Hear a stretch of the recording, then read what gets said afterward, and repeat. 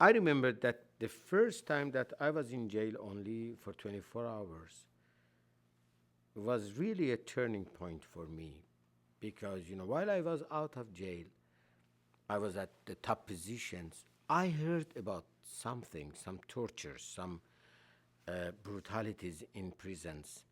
But believe me, I said to myself sometimes that they are exaggerations, they are propaganda of the opposition groups.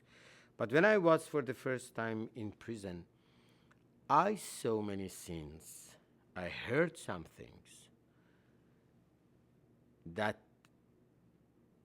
when by the order of Ayatollah Khomeini, the leader, I was released because I was at the head of IDRO and in charge of 140 factories of the country.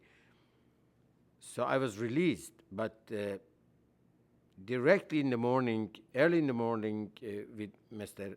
Nabavi, we went to visit Ayatollah Khomeini, the leader, and his son Ahmad was in that meeting. In that meeting, I explained for Ayatollah Khomeini, the leader, that whatever Mr. Logivardi is doing in Evin Prison, I don't know if you are aware of that or not.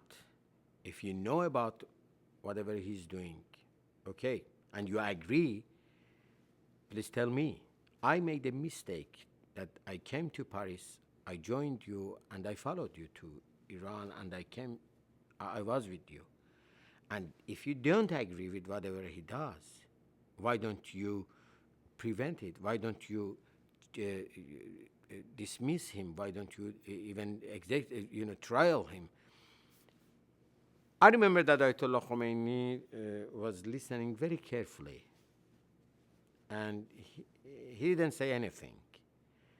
When we came, because I quoted him some scenes that I saw, especially a sentence from an interrogator that were shouting over the head of a girl that said that, okay, take her and torture her, to kick her more, to beat her more. And she said that, no, please, I can't tolerate any more lashes. And he said that the interrogator said that when you can't tolerate a few lashes from the interrogator, how you can tolerate the punishment of the God in the judgment day? I quoted this to Ayatollah Khomeini and said that, who has told an interrogator that he is an agent of the God, and he can judge the people like the God? And you know that this type of idea is how dangerous, and a person who thinks like this can easily kill the people.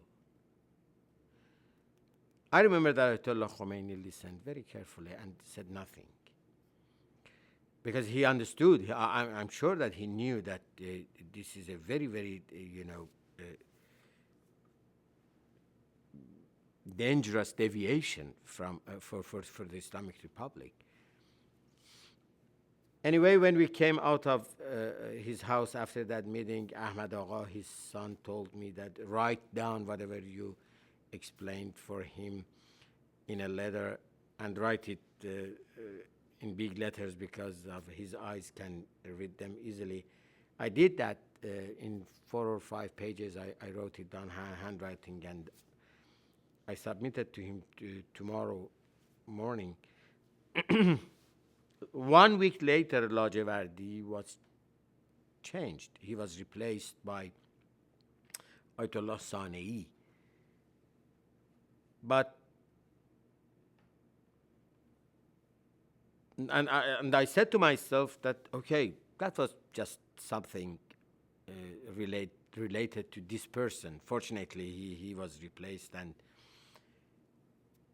But after a while, gradually I found out that there, as I said, these behaviors are not accidental. They are not because of one person or one prosecutor or one interrogator. They are essential. When you don't have any accountability for the rulers, when you don't have any independent judiciary power elected by the people, when you don't have any competition in the power, so you don't have any democracy, when the rulers, they think that they are the messengers of God, so they don't need to answer to the people. They can justify whatever they do.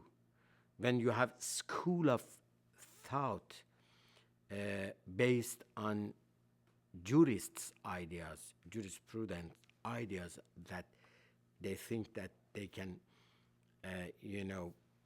justify any crime in religious orders, so it will be repeated.